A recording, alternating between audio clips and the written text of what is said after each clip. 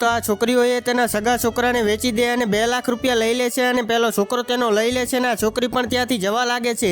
પછી મિત્રો આર્યો છોકરો લઈને જતો એટલે એને ચૂપ રહેવાનું કરે છે અને પછી મિત્રો આર્યો લઈને જતો એટલે થોડી વારમાં આ છોકરીનો પતિ આવે એટલે આરી કહે છે કે લાવો બેગ, આજે તમને હું સારા સમાચાર આપું। એટલે એનો પતિ કહે છે કે ચાલ। પછી મિત્રો આરી તરત જ એના પતિ પાછળ જવા લાગે છે અને એના પતિને જઈને આઈફોન દેખાડે અને કહે છે કે મેં નવો આઈફોન લીધો।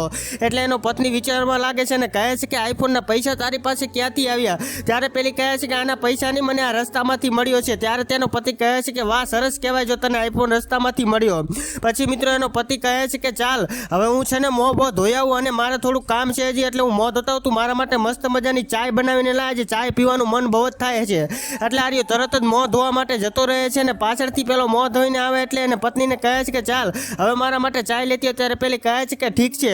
પછી મિત્રો થાય છે એવું કાર્ય અને એનો છોકરો નથી દેખાતો એટલે એના છોકરાને બોલાવે છે પણ ક્યાંય પણ દેખાતો નથી। પછી આર્યો એની પત્નીને પૂછે કે આપણો છોકરો ક્યાં ગયો છે, દેખાતો નથી। એટલે આરી કહે છે કે મમ્મીના ઘરે ગયો। પછી આર્યો તેના મમ્મીને કોલ કરે પણ ત્યાંની મમ્મી તો ના પાડે છે કે અહીંયા કણે છોકરો નથી આવ્યો। પછી મિત્રો આર્યોની પત્ની ઉપર ગુસ્સે થઈ જાય ને એને બધું જ પૂછે છે। પછી મિત્રો એની પત્ની બધી હકીકત કહી દે છે અને હવે આગળ થયું એ જોવા જેવું છે। પણ એ જોતા પહેલા હે માતા અંબે આજે જે કોઈ વિડીયો પર લાઈક કરી ચેનલ સબસ્ક્રાઇબ કરીને ઘરમાં કદી ધનની કમી ન રહેવા દેતા અને કોમેન્ટમાં જય માતાજી જરૂરથી લખતા જજો।